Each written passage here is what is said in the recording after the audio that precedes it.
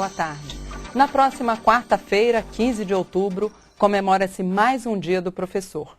Embora se reconheça que todos os dias, na sala de aula e nas atividades extra-classe, a profissão deva ser reconhecida e valorizada, a data comemorada pela primeira vez em 1947 e oficializada nacionalmente em 1963 é um momento importante. Momento de festa, mas principalmente de reflexão e de engajamento. Reflexão sobre o que é ser professor nos dias atuais. Engajamento na luta por um ensino que atenda às expectativas dos educadores e de seus alunos. Na semana em que se vai comemorar mais um Dia do Professor, o Educação na TV traz as opiniões de vários especialistas envolvidos com o processo educacional no Brasil e no estado de São Paulo.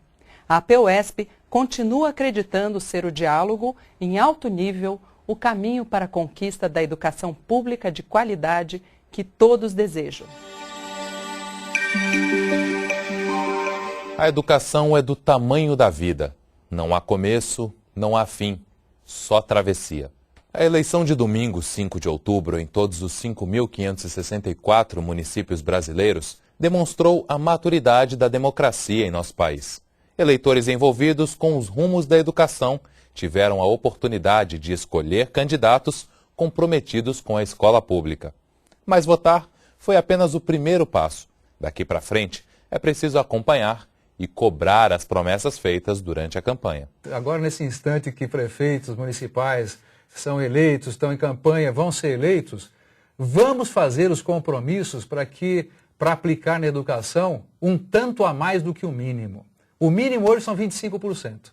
Olha, se cada prefeito brasileiro assumir a responsabilidade de aplicar que seja um ponto a mais, percentual a mais, nós teremos muito dinheiro da educação para começar a valer esses avanços que queremos realizar na carreira do magistério, nas condições do nosso trabalho educacional e tudo mais. 1% a mais que pode fazer toda a diferença e, pelo menos em parte, corrigir erros históricos do financiamento da educação pública. Nós, em 94, tomamos a decisão mais incompreensível, né, pelo menos a meu juízo, foi cortar em 30% o orçamento do Ministério da Educação. Em 94, estamos falando de 14 anos, não é isso? 14 anos.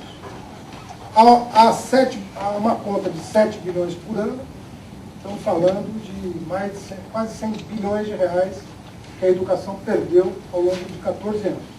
Um país que fala em priorizar a educação e corta as verbas vinculadas pela Constituição de 88, não deve estar falando sério. Pois é. A educação parece nunca ter sido levada muito a sério ao longo desses mais de 500 anos de nossa existência como nação. É hora de mudar essa realidade agora. Mas que caminho tomar? Eu acho que aí tem que haver aquilo que a lei menciona com tanta propriedade e tão pouco se cumpre, né?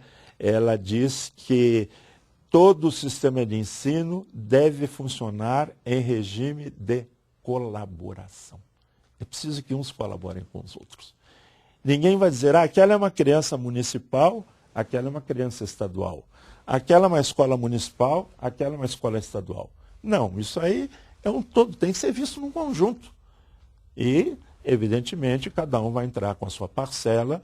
O Estado pode até organizar cursos de mais longa duração, os municípios podem matricular seus professores, pagar por isso, enfim, buscar formas alternativas de colaboração.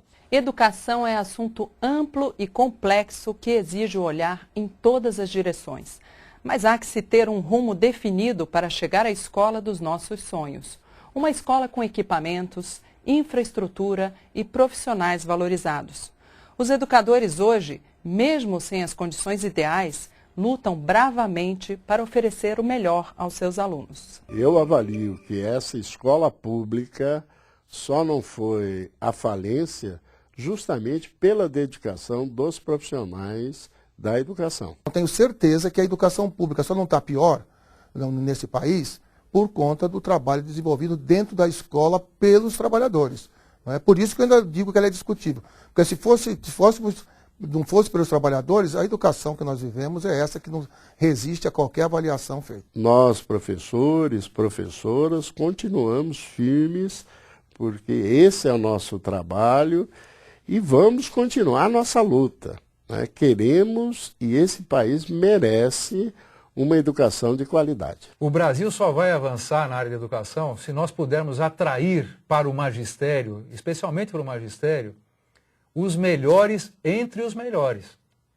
Nós precisamos fazer coisas aqui no nosso país de forma que o professor, o jovem, né, que está fazendo uma opção entre fazer um curso de química, ele tem que estar na cabeça dele o seguinte: olha, pode ser vantajoso para a minha vida, eu poderei ser feliz em, fazendo um curso de química, ser professor de química. Pode ser bom isso, né? A mesma coisa em qualquer outra área do conhecimento. E hoje no Brasil, infelizmente, não é assim. A reciclagem do conhecimento através da formação continuada dos professores é prática que deve fazer parte da política de qualquer governo que se mostre interessado em melhorar a qualidade do ensino público. Por que Paulo Freire estava interessado na formação do educador? Porque ele via aí a peça fundamental da transformação.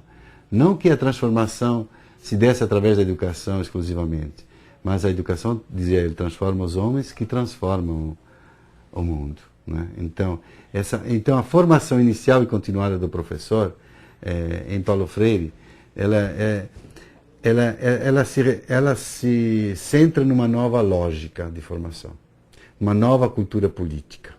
Para mim, uma das preocupações minhas, uma das razões de minha luta, uma das razões de minha presença no mundo é exatamente a de que, como educador, eu posso contribuir para uma assunção crítica da possibilidade da passividade, para que se vá além dessa passividade no que eu chamo de posturas rebeldes e de posturas criticamente transformadoras do mundo. O professor e a professora, alguém como você ou eu hoje, precisamos lidar com a autonomia do aluno. Significa descolá-lo de um comando que é externo a ele e fazer com que ele seja livre.